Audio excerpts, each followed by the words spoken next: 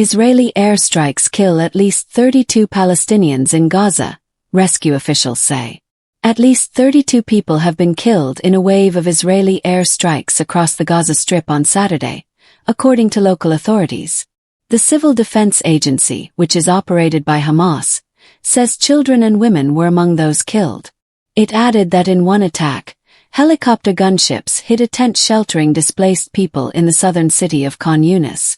Palestinians have described these strikes as the heaviest since the second phase of the ceasefire, brokered by U.S. President Trump last October, came into effect earlier this month.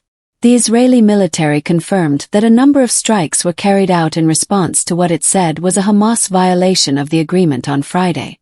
Both Israel and Hamas have accused each other of violating the truce since it came into effect last year.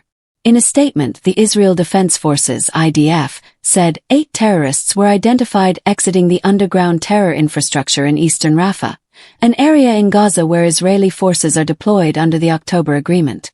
The IDF said it had, together with the Israel Security Agency (ISA), struck targets in various locations including 4 commanders and additional terrorists, as well as a weapons storage facility, a weapons manufacturing site and 2 launch sites belonging to Hamas in the central Gaza Strip.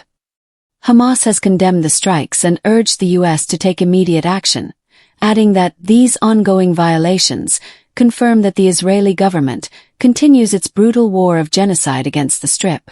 It said that 7 of the victims were from one displaced family in Khan Yunis, with a civil defense spokesman adding that the strikes hit residential apartments, tents, shelters and a police station. Officials at Gaza City's Shifa hospital said an airstrike on the city hit a residential apartment, killing 3 children and 2 women. "We found my 3 little nieces in the street. They say ceasefire and all. What did those children do? What did we do?" said Samer Alatbash, an uncle of the 3 dead children, according to Reuters news agency. Video footage and images from across Gaza showed several bodies being lifted out of rubble and a number of buildings destroyed. The strikes come as the Rafah crossing, Gaza's border with Egypt, is due to reopen on Sunday after the IDF recovered the body of Israel's last hostage earlier this week. Egypt's foreign ministry condemned the strikes in a statement seen by AFP news agency, and urged all parties to exercise the utmost restraint. Qatar, one of the key mediators during ceasefire talks, also denounced the repeated Israeli violations, its foreign ministry said. In January, U.S. Special Envoy Steve Witkoff announced the start of Phase 2 of the ceasefire deal. Under Phase 1, Hamas and Israel agreed the ceasefire in October 2025, as well as a hostage prisoner exchange, a partial Israeli withdrawal, and an aid surge. Witkoff said Phase 2 would see a technocratic Palestinian government established in Gaza, the reconstruction and full demilitarization of the territory, including the disarmament of Hamas and other Palestinian groups. The war between Israel and Hamas began after the Hamas-led attack on southern Israel on October 7, 2023, when about 1,200 people were killed and 251 were taken hostage. Israel responded by launching a military campaign in Gaza, during which more than 71,660 people have been killed, according to the Hamas-run health ministry.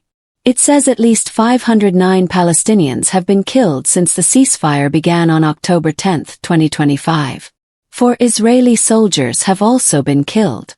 Though Israel has previously disputed figures from the Hamas-run health ministry, a senior security source was reported by local media as saying that the military accepts that more than 70,000 Palestinians have been killed during the war in Gaza. The health ministry's figures have been deemed reliable by the UN and other human rights groups and widely cited by international media. Israel does not allow news organizations, including the BBC, into Gaza to report independently.